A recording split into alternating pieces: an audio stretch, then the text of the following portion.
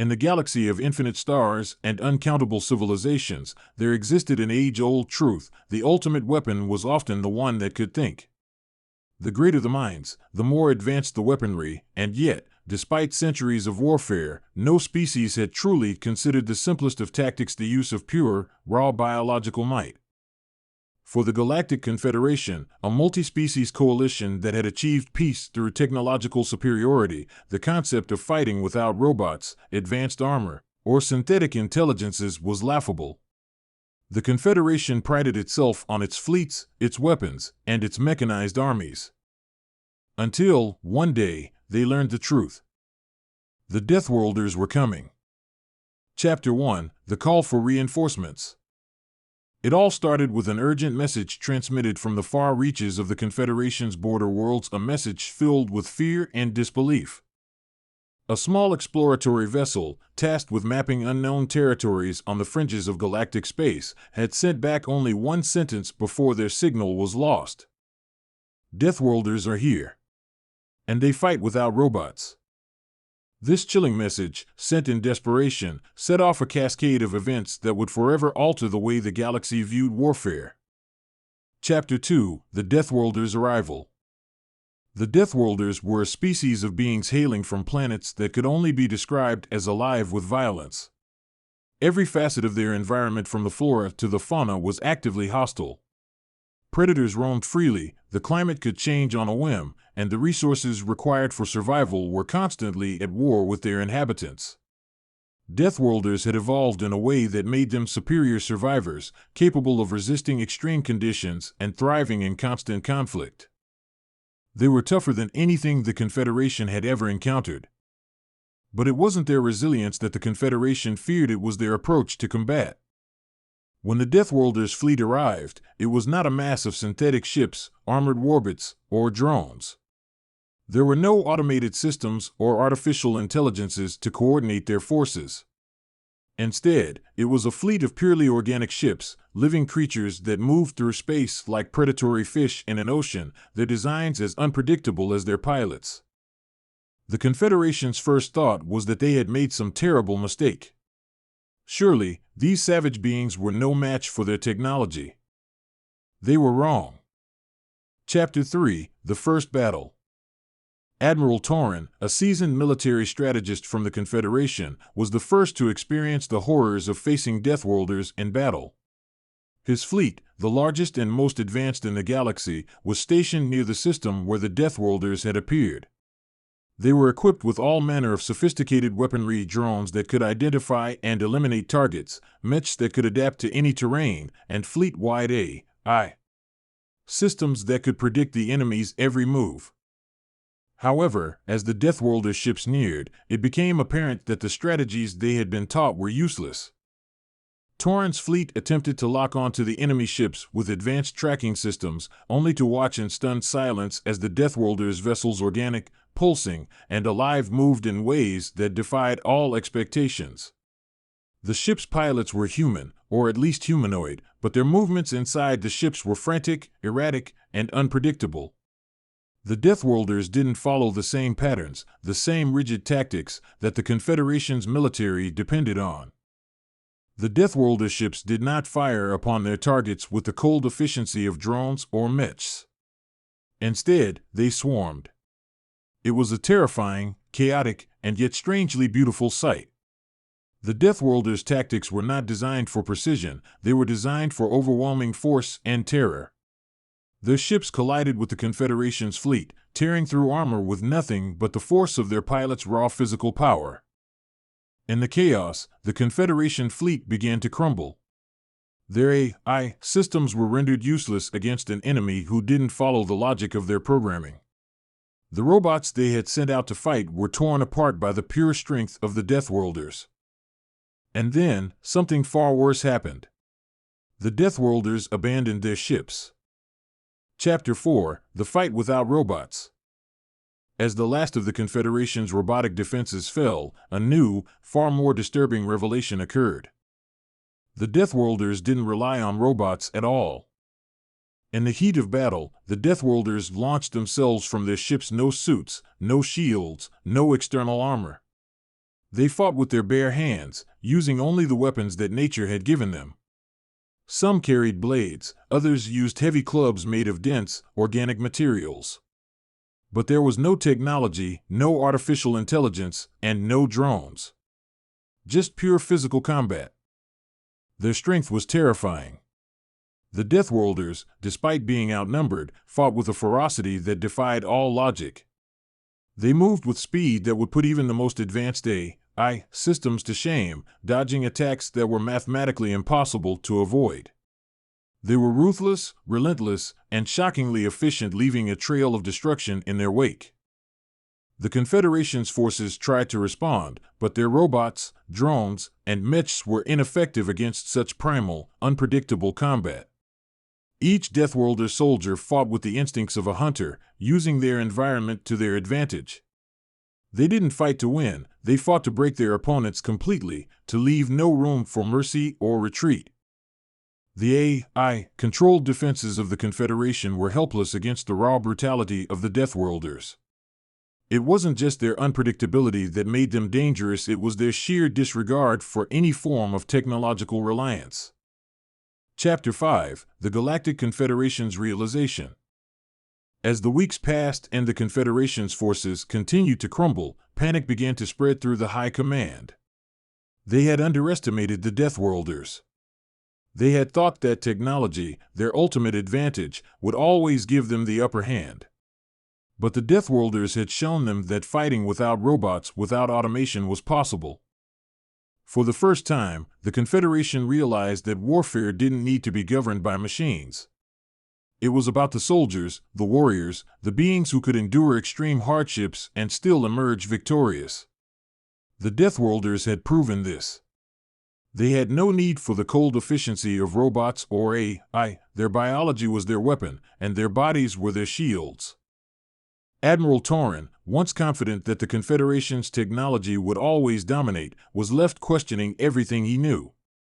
His reports to the High Council of the Galactic Confederation became more desperate by the day. "We must adapt," Torrin wrote in his final transmission before disappearing into the void. "The Deathworlders are not just a threat. They are revolution." Chapter 6: The Birth of a New Era. The Confederation scrambled to understand the true implications of the Deathworlders' tactics. For years, they had relied on drones, mechs, and AI to fight their wars. Their military doctrine was rooted in the use of machines to conduct battle in the most efficient and precise ways. But now, the Deathworlders had shown them that efficiency didn't always win wars. Sometimes, it was the unpredictability, the raw physicality of battle, that mattered more. New strategies were developed, not to outmatch the Deathworlders, but to learn from them. The Confederation began training its soldiers in hand-to-hand combat, survival tactics, and unconventional warfare. They began to teach their robots the value of instinct, how to adapt to chaos, how to think for themselves, how to fight like the Deathworlders did. The galaxy watched in awe as the first integrated forces, composed of both humans and Deathworlders, began to fight together. They fought without robots, without the cold precision of machines. They fought with their bodies, with their minds, and with their instincts. And as the war with the Deathworlders raged on, the galaxy realized that their greatest weapon was not their advanced technology but their ability to adapt, to survive, and to fight without relying on machines. Chapter 7: The Infiltrators of the Confederation. In the wake of their defeat and the surprising rise of Deathworlder tactics within the Galactic Confederation, many among the Council began to feel uneasy. While the soldiers of the Confederation had adapted to the harsh, unpredictable combat techniques of the Deathworlders, there were whispers of something far darker, a secret they had yet to understand fully. At the front lines, the Deathworlders had been incredible allies, pushing the Confederation's forces to new heights, but their methods remained unpredictable, even dangerous. Though many Confederation leaders begrudgingly admired their raw strength, a few couldn't ignore the nagging thought that the Deathworlders' very nature might eventually lead to something worse. Commander Valera Grant, once a staunch supporter of technological supremacy, had been reluctantly transformed into an advocate for hybrid warfare, blending the deadly unpredictability of Deathworlders with the advanced precision of Confederation technology. But she began to hear rumors of something darker than mere battle tactics. Something was happening inside the Confederation's own ranks. It was not just that the Deathworlders had changed the way they fought, it was that they had begun to change how they thought, too. Slowly, quietly, some among the highest ranks of the Confederation began to question their own loyalty, their very purpose in a galaxy now dominated by these primal warriors. Chapter 8: The Shadow of the Deathworlders. The rumors reached a boiling point during an emergency summit held on Elysium, the Confederation's capital planet. The meeting was called to address the growing threat of alien entities that now aligned with the Deathworlders.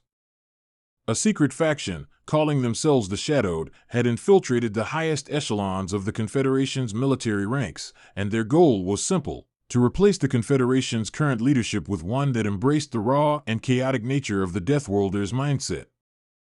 Admiral Torin, though presumed dead after his last report, had secretly been rescued by the Shadowed faction, believing that the Deathworlders' way of life was the true path forward. He had taken a critical step, infiltrating the topmost defenses of the Confederation's technological infrastructure, gradually weakening the system's reliance on advanced robotics and AI. The eventual goal of the faction was to supplant these systems with living, breathing warriors just as the Deathworlders had once done. "I did not survive to watch our civilization wither under the false guise of technology," Torin had said to a clandestine meeting of the Shadowed as they planned the final assault. "It is time we embrace what makes us truly strong: our bodies, our blood, and our instincts. Let the Confederation fall and let a new order rise." Chapter 9: A Dangerous Alliance. The Confederation's High Council convened in response to the growing unrest. At the heart of the debate was the rising influence of the Deathworlders themselves. Their warriors, who had once been invaluable allies, now seemed increasingly like an uncontrollable force. The Deathworlders, led by their fierce and enigmatic leader Krog, had formed their own council within the broader council of the Galactic Confederation. And yet, Krog was no diplomat. He was a warrior, a leader who spoke only in the language of battle, not treaties. "Your machines are weak," Krog said during a session, slamming his fist on the stone table, the force of his gesture making the lights flicker. "You cower behind them. A true warrior does not hide behind metal and wires.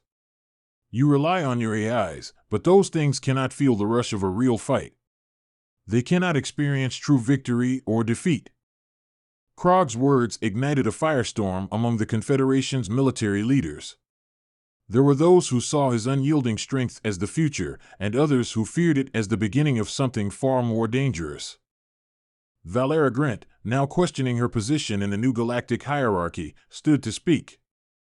"We cannot simply turn our backs on everything that made us what we are: the structure, the civilization, the technology," she argued, her voice strained with emotion. "But we must understand that the Deathworlders bring something we cannot afford to ignore. Their way of fighting, their instinct to survive, this is something we must learn from." Yet even as she spoke, a dark realization grew within her. The Confederation, despite its grand technology, had become a crutch. The warriors of the Deathworlders could not be replicated, and their ways could not be replicated by machines. And perhaps, somewhere deep down, Valera understood that her belief in technological superiority was slowly being eroded by the raw power of these alien warriors. Chapter 10: The Fall of the First City.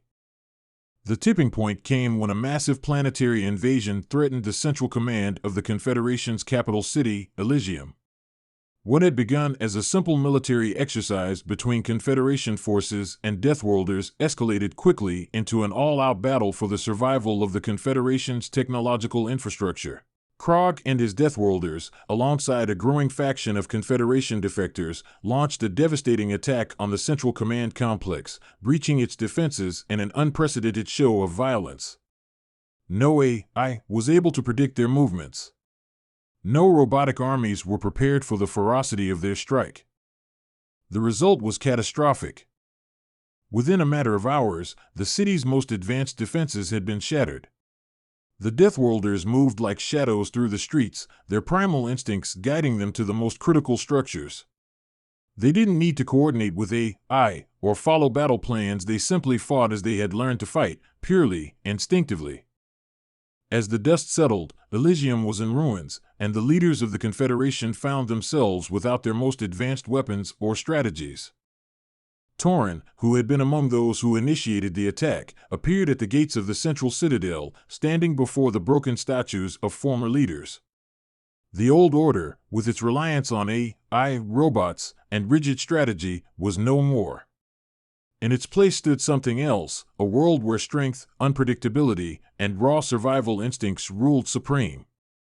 "The Confederation is gone," Torin said to the remnants of the High Council, his voice steady. "You now face the reality of a universe where survival depends on something far more primal than your cold machines." Chapter 11: The New Order. The final stage of the battle was not fought with weapons, but with words. Krog and Torin, alongside their Deathworlder allies, offered the galaxy a choice. The Confederation could rebuild its crumbling empire, relying once again on its machines and robotic armies, but this would be a hollow victory. Or, they could embrace a new order, one in which technology was still present, but no longer the crutch it had once been. They would live as warriors, survivors, and as beings bound to the same world as the creatures they fought alongside. In the wake of the devastation, and with little hope of recovering their old technological superiority, the galaxy's leaders were forced to decide. The fear of the Deathworlders, their unpredictability, and their violent nature was undeniable, but so too was the realization that perhaps the galaxy had become too reliant on its machines, too distant from the true essence of survival. Chapter 12: The Rise of the Hybrid Society. Years passed after the fall of Elysium and the subsequent rise of the Hybrid Council. In the aftermath of the disastrous conflicts and the blending of Deathworlder tactics with Confederation technology, the galaxy had entered an uncertain but hopeful phase. The old, rigid factions that once ruled through power and automation had largely dissolved, and a new era was emerging. But as with all great societal shifts, there were those who resisted, those who still believed that the ways of the old world technology, precision, and the cold hand of robotics could not be fully discarded. While the Hybrid Council gained influence, its foundation was unstable. It was one thing to break down the barriers between species, but another entirely to unite different ideologies, and that's where the real challenge lay. Krog, the Deathworlder leader, had become a symbol of brute strength and savage wisdom, but he was not a diplomat. He had no interest in running a political body, preferring instead to lead warriors. Torin, on the other hand, had risen as the figurehead of the Hybrid Council, a former military commander whose understanding of technology and biological strength made him uniquely suited for his role. The council convened every month in a place that had been once called the Assembly Hall on Elysium, now a scorched ruin with towering statues of fallen leaders.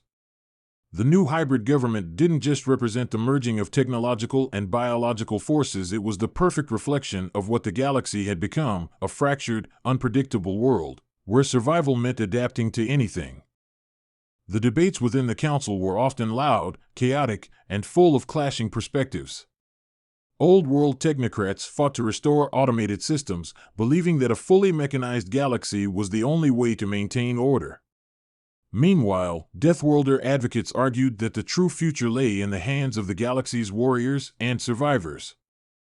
Krog himself would often attend these debates only to append them with a single word or gesture, his sharp eyes watching for weakness in his opponent's arguments. "We live because we adapt," Krog would say, pacing slowly in the midst of heated discussion. "Not because we press a button or give an order to a machine." Chapter 13: The Rise of the Resistance. But not everyone was so eager to embrace the new ways of the Hybrid Council. While many had been convinced that a more balanced approach was the key to the galaxy's future, there were still powerful factions loyal to the old systems. A secretive group, known only as the Resistance, began to make its presence known. They believed the galaxy's destruction had been a result of abandoning the one true path, technological supremacy. These rebels, led by a mysterious figure called the Overseer, began to infiltrate the Hybrid Council's ranks, creating unrest and division among the leaders. While the Deathworlders had embraced survival through their raw strength, the Overseer and his followers were determined to wrestle the power back into the hands of the old Confederation, where machines, not flesh, ruled the galaxy. The first sign of the Resistance's intentions came when an entire sector of the galaxy's digital communication networks was taken offline. Ships, fleets, and colonies once seamlessly connected by the Confederation's advanced communication systems suddenly found themselves isolated, cut off from the rest of the galaxy. The Resistance had launched a coordinated cyber attack, crippling the networks that had kept the galaxy's systems running for centuries. Valera Grant, now a respected leader within the Hybrid Council and a firm advocate for maintaining a balance between technology and the raw survival instincts taught by the Deathworlders, began to investigate the source of the attack. "The Resistance is growing," Valera warned in a council meeting, her voice laced with concern. "They are not simply trying to destroy our communications. They are attempting to dismantle the very fabric of our hybrid society." Torrin, standing next to her, clenched his fists. The Shadowed, whose influence had once been seen as a minor problem, had grown into a true threat. The ideology they championed, the idea that the machines, and not the warriors, were the future, was gaining traction once again. "They won't stop until they undo everything we've worked for," Torrin said grimly. "If we don't act, we risk losing everything." Chapter 14: The Price of Survival. The Resistance's actions escalated quickly. The hybrid society had barely found its footing before it was pushed to the brink of collapse. Attacks on critical infrastructure followed. Artificial intelligence systems were sabotaged, causing widespread chaos in sectors once reliant on automated governance.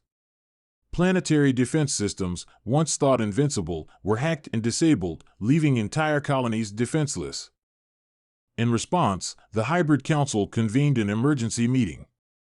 Valera stood before the council, looking at the representatives of the different species: Deathworlders, humans, and others, each of them affected by the attacks. "We cannot allow our vision of the future to be destroyed by those who cling to outdated ideas," Valera said, her voice strong and unwavering. "We need to adapt even further. We must embrace the unknown, as we did with the Deathworlders. We must become something new again." "We need to embrace war," Krog interjected, his eyes sharp. "The Resistance will only understand one thing: strength. If they are going to fight against us, they will feel the weight of our fists. We must take the fight to them, before they destroy us all." The room fell silent. The suggestion of war against the Resistance people who still believed in technology and the machine was not something anyone took lightly. But it was a decision that needed to be made. The galaxy had come too far to retreat now. The hybrid future, imperfect as it was, had shown the promise of survival. If they abandoned it, they risked returning to the very old world that had almost destroyed them. "Then we go to war," Torrin said, his voice steady. "We fight not just for our survival, but for the future." Chapter 15: The Battle of the Iron Forge. The war with the Resistance culminated in a fierce confrontation on a barren world known as Iron Forge, a place once home to the Confederation's most advanced factories. It had become a symbol of technological might, but now it would serve as the battleground where the future of the galaxy would be decided. For the first time, the hybrid forces, composed of Deathworlders and Confederation soldiers, fought together as one unit, not as two opposing ideologies. The Resistance, heavily reliant on their war machines, moved in, confident that their cold calculations and superior technology would win the day. But they had underestimated the hybrid approach that had evolved over the past few years. The Deathworlders, with their unyielding physical might, led the charge on the ground. Krog, in the thick of the battle, tore through the Resistance's mechs and drones with his bare hands, his warriors following his lead. Their ferocity and unpredictability caught the Resistance forces off guard. They had expected a mechanized war, one in which they would have full control, but they were facing an opponent who refused to be predicted. Torrin led the hybrid fleet from the skies, using both technology and the wisdom gained from the Deathworlders' approach. The Resistance's reliance on AI proved to be their downfall, as Torrin's forces adapted quickly to their strategies, exploiting every weakness. The battle was long, brutal, and chaotic, but in the end, the hybrid forces emerged victorious. Epilogue: The Legacy of the Hybrid Age. The galaxy had changed. The ancient walls of the old Confederation had crumbled, and from their ashes rose a new order, one born from the unpredictable strength of the Deathworlders and the enduring ingenuity of the Confederation. The Hybrid Council stood at the helm, a beacon of compromise in a fractured universe. Years passed, and while the galaxy had not yet healed fully, it was now something different, something new. The scars of the past wars would remain for generations, but they no longer defined the future. The galaxy's people learned to move forward, with a respect for both the untamed power of the Deathworlders and the technological wonders of the Confederation. It was a delicate balance, but it was a balance that worked. Torin, now aged but still strong, stood at the front of the Hybrid Council's meeting hall. The debate still raged, though less furiously now, as compromise had become the norm. The Deathworlders still fought with the ferocity of their ancestors, but now they fought alongside their allies, understanding that survival required more than just brute strength. And the Confederation soldiers, once reliant on the cold logic of machines, had learned to trust their instincts, to adapt as they faced new and unexpected challenges. Krog had long since passed into legend, his name synonymous with the dawn of this new age. He had given his life to ensure that the galaxy would never again fall into the trap of thinking there was only one way to survive. Valera Grint, now a respected elder of the Hybrid Council, sat by Torin's side. She had seen the galaxy transform from a machine-driven empire to a more organic, unpredictable force. Her own faith in the hybrid future had been tested many times, but with each challenge, she saw the galaxy becoming stronger, more resilient. The Deathworlders, once feared as nothing more than brutal savages, were now seen as champions of survival in its purest form. The war was over, but the work of rebuilding continued. Old enemies were now allies, former rivals shared knowledge and resources. The galaxy, once on the brink of destruction, now looked forward with a cautious optimism. There was no more room for arrogance, no more room for complacency. Every species knew that survival in this new galaxy would depend not just on strength or technology, but on the will to adapt. Torin walked out onto the balcony of the council building, looking out at the stars. The scars of the past were still there, but they had become part of the galaxy's story, part of its legacy. "We have become something new," he said quietly to himself, his voice carrying the weight of everything that had come before. And as the stars twinkled in the vastness of space, the future seemed just as limitless. The galaxy would go on.